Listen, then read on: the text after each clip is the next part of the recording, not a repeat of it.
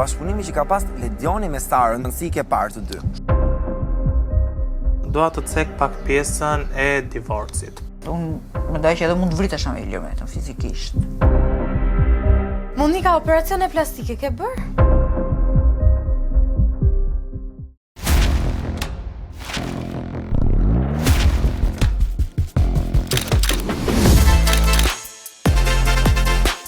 What the fuck? What the fuck?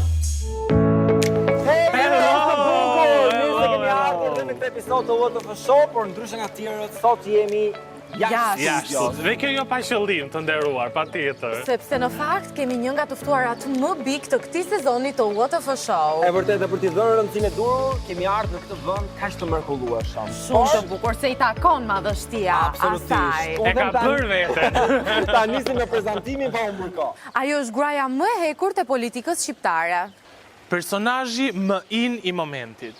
Fenomeni i Big Brother VIP5, Monika Kryemadhi!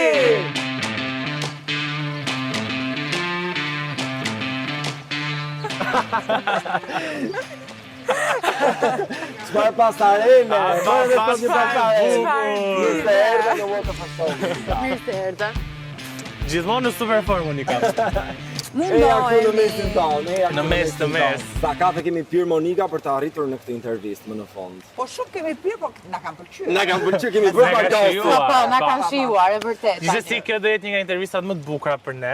Po, e vërtet. Se do jetë shumë ndryshe, por për ty uroj. Unë shpresoj sepse më pëlqen të jem e vërtet dhe më pëlqen dhe pyetjet me Pyetjet me Po, spes. ato janë të fundit. fundit. Do kesh shumë gjëra që do kalosh para se të shkosh te pyetjet me spec. Do kalosh te çdo trupi jonë. një nga një. Një nga një. Kështu si sfida. Po, vërtet. Do e nisim bashkë në fillim për Me të folur për kënaqësi. showbizin, do kalojmë te Kostiani, pastaj që do flasi për jetën personale dhe me misin. Dhe në fund me mua që do flasi për gjëra goca. Brava. Do them fillojmë pa humbur kohë. Patjetër. Futi krahë që marr. Çanta me Suksese. Çonton krah për qef tim.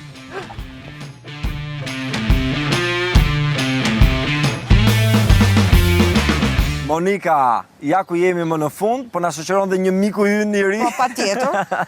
Qenusi, i cili na u bashkua, nuk na u nda. Monika, unë dua ta nisim direkt me lajmin e fundit, që është Big Brother VIP. Ti ishe surpriza e këtij edicioni, për mos thënë fenomeni i këtij edicioni, siç edhe unë e përmenda në prezantimin që të bëra. Ka nisur me pyetjen që unë dhe Kostiani kemi bërë në premierën e filmit atëherë dhe më pas nisi eksperienca jote në Big Brother. Tani që është mbyllur gjithçka, si ndihesh? Si ka qenë gjithë eksperienca? Shiko, ka qenë një eksperiencë shumë e bukur për mua, si Monik, për moshën, për, po themi, të gjithë historikun e jetës time, ishte një eksperiencë e re. Hyrja e Monikës në reality show ishte një gjë komplet ndryshe, pavarësisht se gjithë jeta jon ka qenë reality show, por në një këndvështrim tjetër. Dhe sigurisht unë kam thënë dhe juve që ishit ju ata që provokuat, a do hyje në Big Brother dhe thashë opinioniste, edhe mund ta bëja. Ndoshta kjo ishte që krijoi edhe një lloj, po themi, viraliteti në rrjetet sociale dhe që mbas asaj ndoshta edhe përzgjedhja që ata bën, pastaj kush të ka bërë ftesën? Ftesën faktikisht më ka marrë Sajmir Muzhaka i pari dhe unë e mora si shaka si kur ai donte të talësh. Pastaj jam takuar me Sarën që kemi pirë një kafe dhe eram dakord për të qenë pjesë e saj. Unë duke pasur parasysh që kisha edhe gjën që mund thoja që ishte e pa përgatitur, nuk i njeh rregullat, por ndoshta edhe kjo bëri dhe atë tregoi dhe atë individualitetin. Po, tregoi atë anën tënde që pavarësisht gjithave je babaxhane dhe publiku për këtë u dashurua me ty, mund të themi.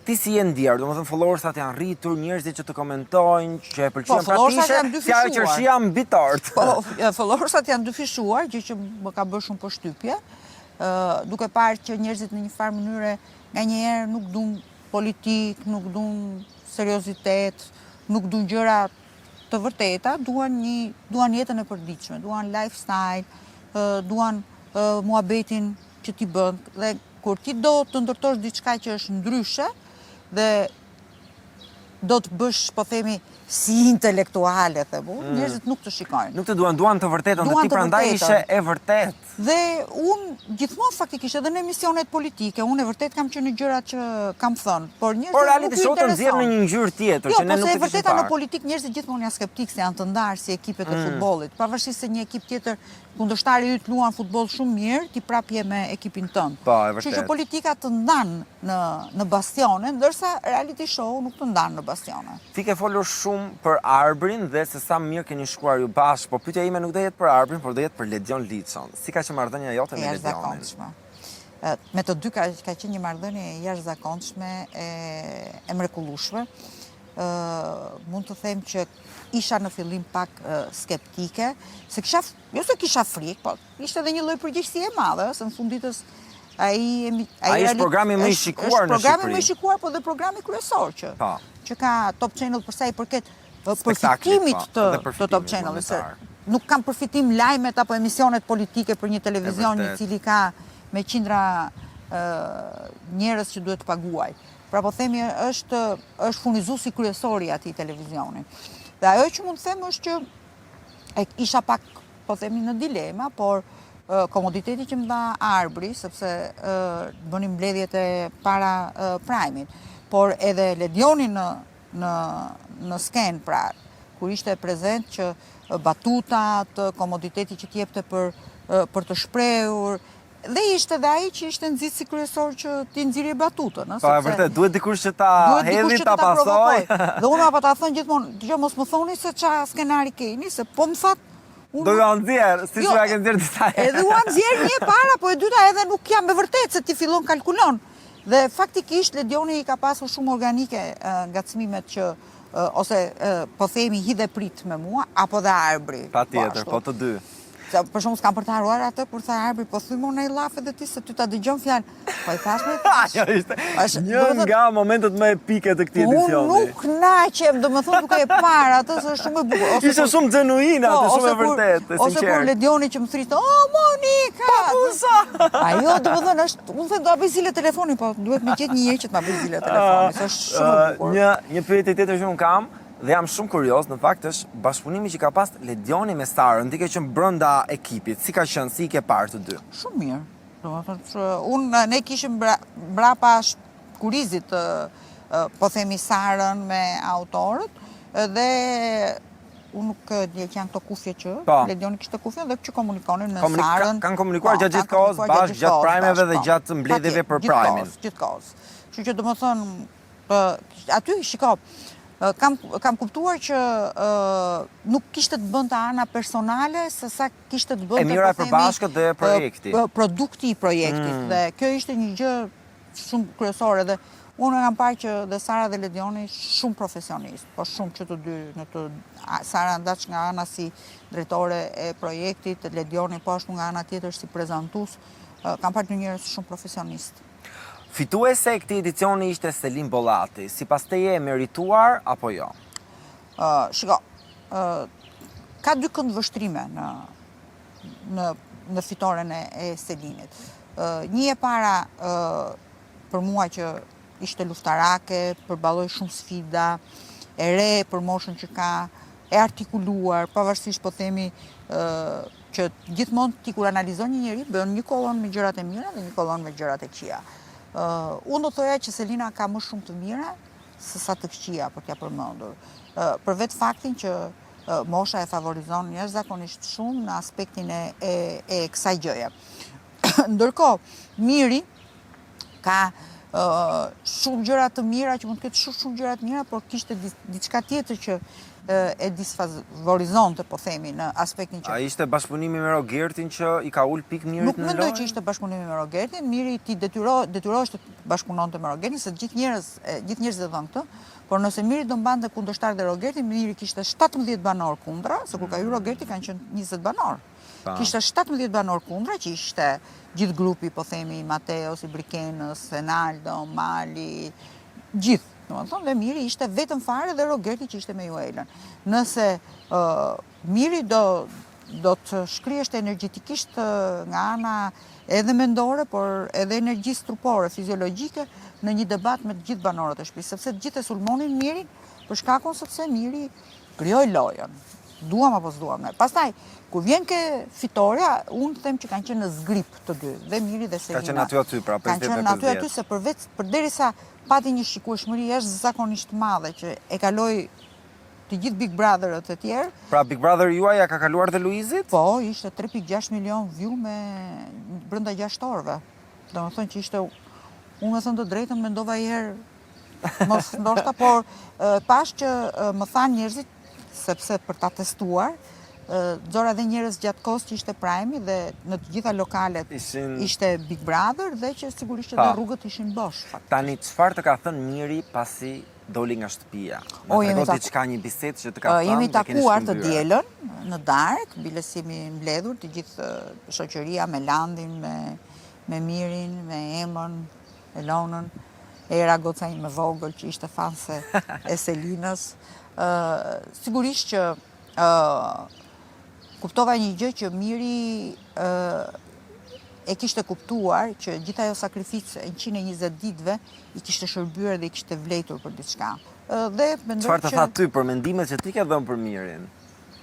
I kishte ngel shumë mendja ke fjala ushtar që i kisha thënë. Dhe mua në fakt më erdhi organike.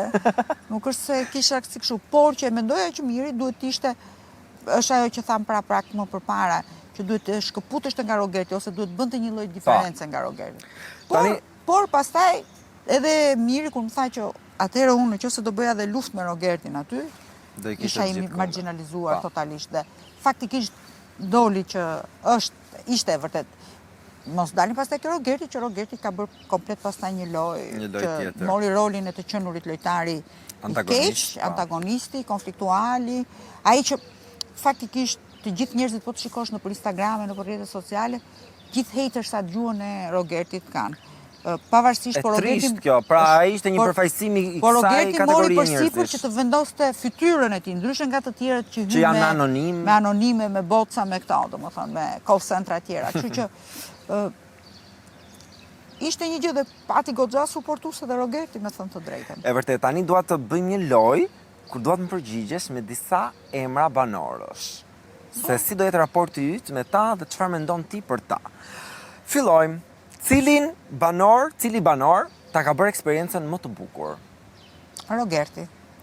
Cilit banor nuk do i flasësh më pas Big Brother VIP? Të gjithëve. S'kam asnjë. Do i flasësh? Cili banor do zgjasi më gjatë në ekran? Mendoj që Selin do zgjasi, Miri do zgjasi shumë, sepse ka rikthyer komplet West Side-at. Këto dy emra. Mendoj që Lore do zgjasi me këngët dhe edhe Kristi shumë. Okej. Cili çift Monika do të ndahet i pari? Mateo me Brikenën. Mateo me Brikenën. Edhe të ditëlindja tani mezi e kishte putha së puth. Si, po rrin shumë larg mediave këto kohë, si ke parë? Unë kam qenë skeptike për lidhjen e tyre. Nuk e kam besuar që Mateo e donte dhe dashuronte Brikenën. Mendoj që Mateo e kërkoi si një aksesor në lojë Brikenën. Brikena qëndroi, por pastaj kam përshtypjen që filloi të ndjente Brikena më shumë se Mateo. Dhe mbasi doli pastaj dhe mbasi mbaroi dhe Bigu, filloi të kuptoj edhe se çfarë ishte vërtet. Cili banor meritonte të shkonte në finale sipas teje? Për mua meritonte Brikena. Brikena. Cili banor duhet të kërkoj falje? Mendoj që ka njëri që duhet të kërkoj falje. Sepse ato kanë qenë në debate dhe ti kur bën debate, konflikte, gjëra, debate se ne nuk po ndanim tokat aty. Nuk mendoj që kanë qenë... Po a ka dikush që duhet ti kërkosh falje? Edhe unë mendoj që mund ta kem rënduar me Rogertin dhe me Selinën, por mendoj që gjitha ka qenë në aspektin për atë çfarë ata kanë përfaqësuar në ato moment. Por ka qenë gjitha pjesë e lojës dhe asgjë personale. Shiko, për shembull, Se Rogerti e tha në fakt që mund të ketë një gjë personale se ju mund të ishit takuar edhe para Bigut. Ja, unë vërtet e kam takuar atë, por nuk e bëja dot lidhjen e fytyrës. Shkon më në furra buke Apo që pas asaj eksperiencë? Jo, ka një problem shumë të madh që tani nuk mbaj më mend. S'man mend asgjë. Monika, një nga konkurrentët më të fortë të Big Brother VIP, këtë edicion ishte Ferma VIP, e cila filloi në mars. Ti si një personazh i cili nuk ka eksperiencë në reality show, por si një shikues dhe si pjesë e Bigut, si e ke parë Fermën si konkurrentin tuaj të drejtë për drejtë? Shiko, unë mendova që gjithë ajo, nga një herë kur ke pritshmëri të mëdhaja, edhe zhgënjimi është shumë i madh. Unë e kam thënë këtë Janë 180 ca kamera. E ngritën shumë stekën. E ngritën shumë stekën. Po të kishin qenë ndoshta më modest, më humble, mund të kishin qenë pritshmëritë më të vogla dhe shikoj. Për mua Moza është një fenomen i vërtet. Moza ka qenë personazh gjithë jetën e saj, artiste, shkrimtare, po themi kontravers dhe kundër çdo gjëje. Po si format ato duket shumë interesante, shumë ka çfarë shpërndan. Pra, edhe kur e thot një fjalë të rëndë, e thot me sharm, e thot me sensualitet. Pra ti nuk mendon që fjala që i tha Olës duhet të ishte bërë aq e madhe nga Ola? Tani kemi diskutuar me drejtoroa Gollin për fjalën qerata. Në vitet 1920 fjala qerata ishte shumë e rëndë, shumë fyese. Ndërsa tani ha më qerata. Ndërkohë që edhe në fjalorin ton të përditshëm kemi shumë fjalë të cilat mund të jenë intimiduese, mund të jenë kështu domethënë. Por varet nga konteksti kur i thua si por varet nga përkëdhelia, nga zëri, nga intonacioni. Pra, ti mund ta thuash fjalën kuçkë, por varet se çfarë intonacioni përdor me këtë fjalë. E vërtet, e vërtet. Por e përmend me përkëdheli. Unë do të ndalem tek formati. A mendon që këtë vit Ferma po ngjason më shumë me Big Brother? Ferma është ferm, Big Brother është Big Brother. Dhe mendoj që Ferma është ferm, duhet ai liçeni me pata me rosa, jo pishin. Jo pishin luksi, ëh. Pra po themi, mendoj, se di, megjithatë. Është, shiko, në fund ditës ti do ju ofrosh njerëz atë që duan të shikojnë. Atë që duan. Dhe në fund ditës secili bën zgjedhjet e veta, pastaj dhe publiku vendos. Domethënë njeriu duhet të jetë, unë mendoj që njerëzit nuk duhet të bëjnë gjëra për inat të tjerëve. Mendoj që njerëzit duhet të bëjnë gjërat për kënaqësinë e tyre. Unë sa herë kam dashur të bëj gjërat për inat të tjerëve kam dështuar. Ndërsa sa i kam bërë gjërat për të kënaqur për veten. Po thua Ferma u bë për inat të Bigut këtë edicion. Jo, Ferma ka qenë më përpara, por mendoj që ky edicion i nuk Arbanës. duhet ta ndërtosh si inat për Bigun, sepse nuk i bën dot gjërat për inat të tjerëve. Gjërat duhet i bësh për qefin tënd, për të prodhuar një gjë të tënde. E vërtet. Tani Monika, si lojë të fundit, do të vë përballë disa emra të njohur personazhesh të showbizit, këngëtar, moderator, njerëz me të cilët ti ke pas kontakte dhe duhet zgjedhësh mes tyre, okay? Okej. Dyshja e parë. Grida Duma apo Blendi Fevziu? Si duhet i zgjedh, si moderator apo Në si çfarë aspekti dëshiron ti? Edhe jep një shpjegim. Si moderator Blendi Fevziu. Si bashkëpunëtore politikane Grida Dumën. Ylli Limani apo Alban Skënderaj? Alban Skënderaj. Nuk kanë krahasim, është. Dyshja e radhës. Ardit Xhebrea apo Adi Krasta? Adi Xhebrea. Elvana Gjata apo Dafina Zeqiri? Elvana. Dyshja e radhës. Edi Rama apo Florian Binaj? Artist, njëri ka imituar tjetrin, kryeministri i Shqipërisë. Shiko, patjetër që Florian Binaj do zgjidhja, pavarësisht se kam zero komunikim me Florian Binajn, as nuk e njoh, as nuk më njeh. Me Dramën kam shumë vite që jemi njohur, kam shumë vite që nuk flasim, janë dy gjëra të ndryshme. Dhe dyshja e fundit, nuk e di a je gati, nuk kanë lidhje me njëri tjetrin, por mund t'i quajmë si ish partner në faza të ndryshme, Ilir Meta apo Arber Hajdari? Për dy gjërat, të më thënë që janë jashtë njëra tjetrës. Ilir Meta si bashkëpunëtor, apo Arber Hajdari si bashkëpunëtor. Do thoja, Ilir Meta nuk do ta bënte dot kur punën e Arber Hajdarit, sepse puna e Arbrit është një, të më thënë, të qenurit opinionist në Big Brother, Ilir Meta nuk do u përqendronte dot kur. Por Arber Hajdari punën e Ilir Metës si politikan mund ta bënte dhe ka dëshirë për ta bërë, por sigurisht që edhe kërkon angazhim shumë të madh. Ama që të bësh atë që bëri Ilir Meta, që krijoi një parti të re nga zero, është shumë e vështirë dhe nuk e di a do ta ketë kohën Arbri për ta realizuar. Sepse është momenti kur duhet. Është momenti, dhe tani është momenti për të krijuar diçka të re, diçka të fortë, diçka motivuese për shumë të rinj që nuk besojnë më ke politika. Janë krijuar shumë parti të reja, po unë e kam thënë dhe thash nuk e di para ca kohësh që fatura e partive të reja është më e madhe se fatura e gjithë politikës vjetër. Kështu që nuk pati produktivitet. Prandaj them që ndoshta Arbri dhe gjithë si puna Arbrit mund të kenë një momentum siç e pati Ilir Meta në 90-të me lëvizjen e dhjetorit, por si dihet mund ta ketë momentum përsëri dhe Ilir Meta tani në këtë situatë. Monika, unë të falenderoj për intervistën, e shijova shumë. Nuk e di se si u ndjeve ti. Po edhe unë nuk naqa, por doli dhe dielli tani. Doli dhe dielli tani, por ka ardhur momenti të shoqëroj tek Kostiani, sepse aty do realizoni një tjetër intervistë, po më personale se kjo. Patjetër. Je gati? Patjetër. Shkojmë. Hopa.